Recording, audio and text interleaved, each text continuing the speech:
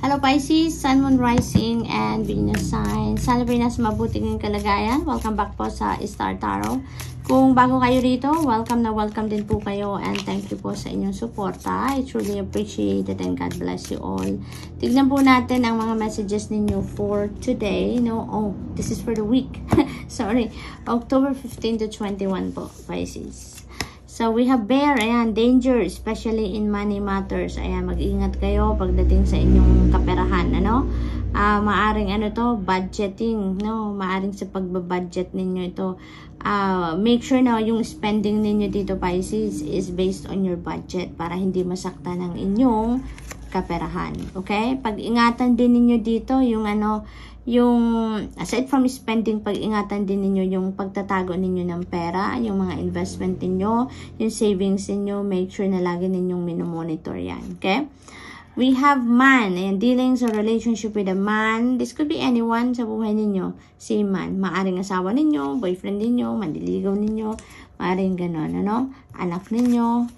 Depende sa inyong sitwasyon. So, we have the energy of the knot. Ayan, unsuccessful plans. May mga plano kayo dito na hindi magmamaterialize, Unsuccessful siya.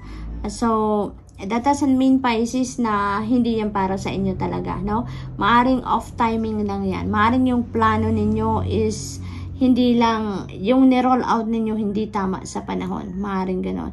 Maaring that's not meant to happen at this time. Kaya talagang unsuccessful siya, Hindi siya sakto sa panahon, or maaari din na talagang hindi yan para sa inyo, hindi yan ang best para sa inyo, Pisces?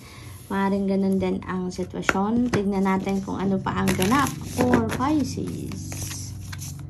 We have full moon in Gemini. Ayan, embrace the flow of life. Ayan, so wag tayong kumontra sa mga nangyayari, Instead na kumontra tayo, instead na mag-insist tayo ng gusto natin, let's just embrace the flow of life. Sumunod na lang tayo sa agos ng buhay, nang sa gayon, mas magiging smooth sailing ang lahat, Provided that we listen to the divine guidance, to the intuitive messages na nare-receive natin, and we surrender to the flow of life, makakaasa kayo na everything is going smoothly, We have let your fears dissolve. Ayan, tapusin na, tanggalin na yung mga takot, let your fears dissolve. Otherwise, wala kayong pupuntahan, walang progress, walang mangyayari kung nandyan ang takot, kasi it will prevent you from pursuing what you want to pursue in life, diba? Kaya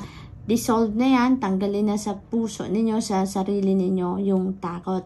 And then, palitan na lang ninyo yan ng determination, ng drive, excitement, enthusiasm, optimism. Nang sa gayon, magawa ninyo kung ano talaga ang nararapat ninyong gawin. Magawa ninyo mga bagay na magdadala sa inyo sa tagumpay. Diba? Kasi fear will just prevent you, from manifesting what you want to manifest in your life.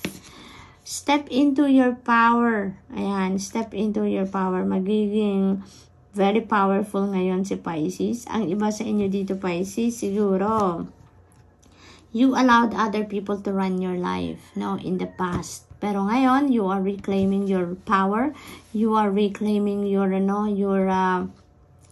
kapangyarihan over yourself. Kaya magiging na kayo ngayon. Wala nang pipigil sa inyo, wala nang magdedesisyon para sa inyo, kundi kayo na.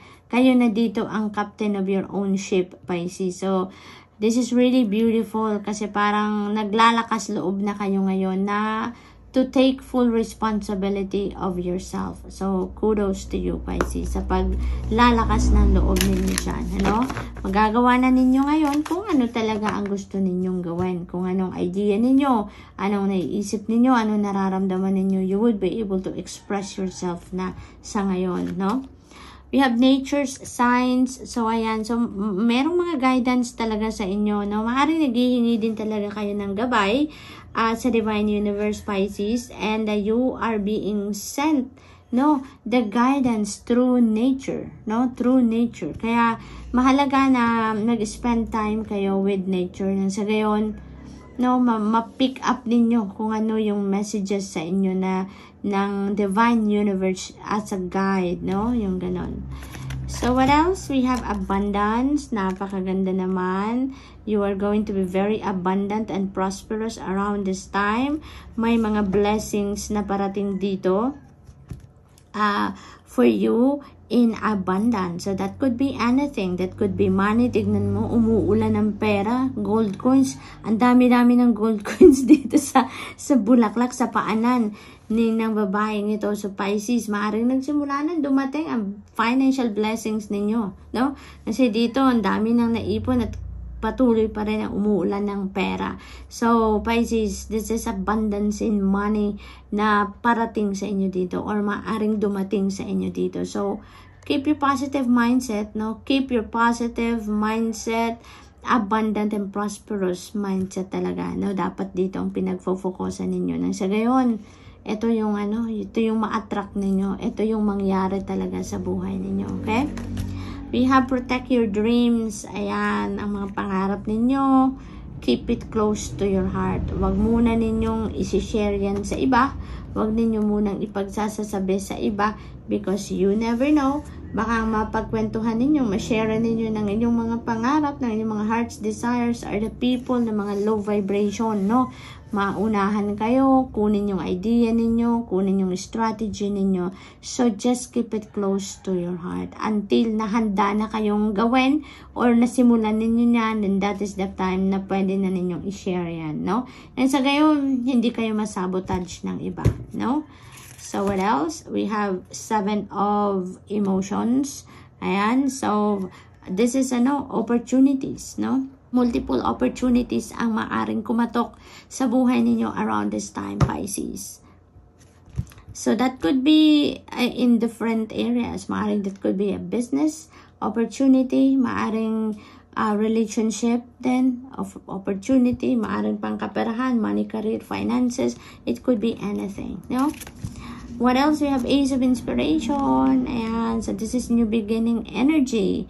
Pisces, meron kayong bagong sisimulan talaga dito. Maaring mga bagong ideas yan. Maaring opportunity. Mga opportunity na to. Maaring you're going to grab some of that and you're going to embrace that and you're going to start right away. No? Maaring ganun ang sitwasyon dito.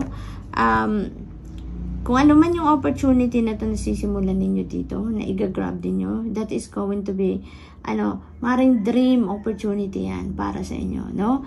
Maaring yan ang matagal na ninyong hinihintay, maaring yan ay, yun talaga yung gustong-gusto ninyong gawin, no? Kaya you're going to be very inspired, you're going to be very passionate about this, at parang, sinasabi niyo sa sarili niyo na I can't wait to start, no? Yung parang gano'n.